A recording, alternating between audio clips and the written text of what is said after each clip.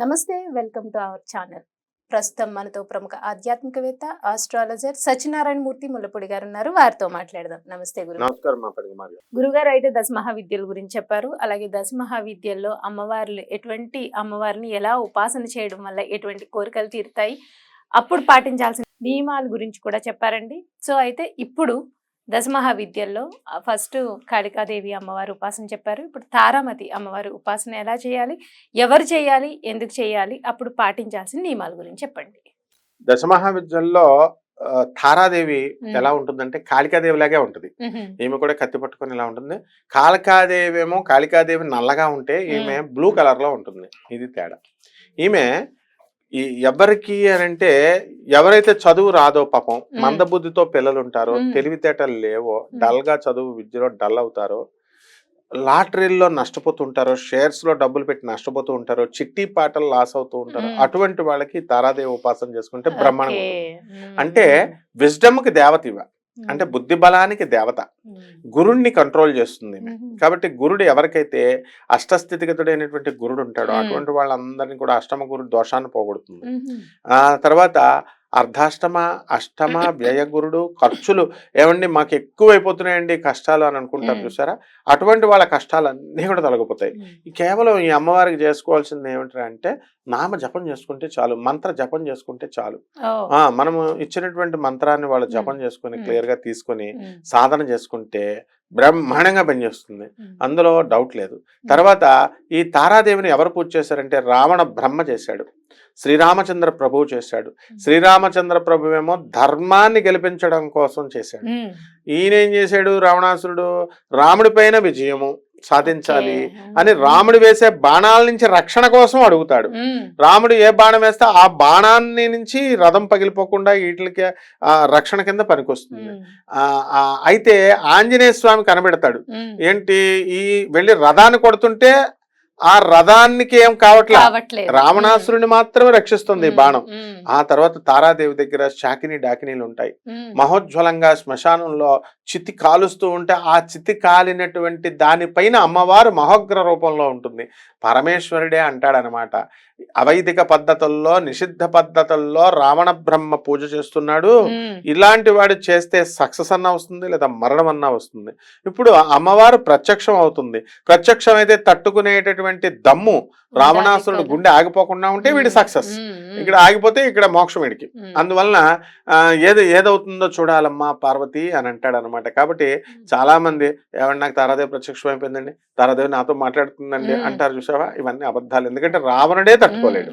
కానీ వాస్తవానికి ఏంటంటే మనము సాధన మనం చేసినప్పుడు సాక్షాత్తు ఆ తారాదేవి జగన్మాత కరుణిస్తుంది. అండ్ గౌతమ బుద్ధుడు ఎక్కువగా బౌద్ధ మతస్థులంతా కూడా ఈ తారాదేవి సాధన చేస్తారు. చండీ తారా అని ఒక ఊరు ఉంటుంది. అది ఎక్కడంటే గయాకి వెళ్లే దారిలో, కాశీ నుంచి గయాకి వెళ్లే దారిలో.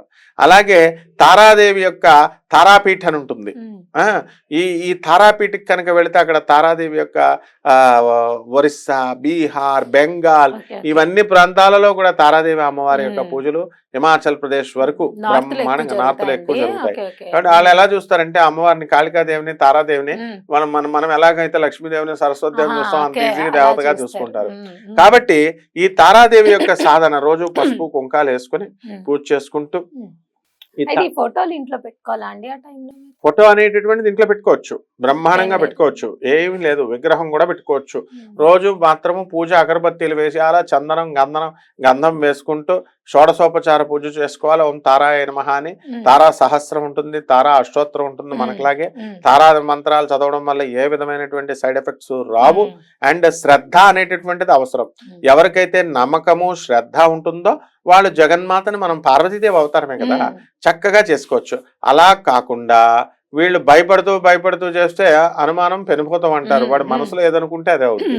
దీనివల్ల ఏంటంటే విపరీతమైనటువంటి వశీకరణ శక్తి వచ్చేస్తుంది. ఆడవాళ్ళకేమో మగవాళ్ళ చుట్టూ తిరుగుతారు, మగవాళ్ళు కనుక ఈ పూజ ఆడవాళ్ళ వశీకరణ శక్తి అనేటటువంటిది బ్రహ్మాండంగా మనకి వీళ్ళకి వస్తుందన్నమాట. అలాగే అంతేకాదు, వశీకరణం అనగానే ఆడవాళ్లే అని అనుకుంటాం కదా, అలా కాకుండా ధనాకర్షణ, జనాకర్షణ, ఉద్యోగంలో ప్రమోషన్స్, గురుడే కదా మనకి ఇచ్చేది ప్రమోషన్స్, పదవి.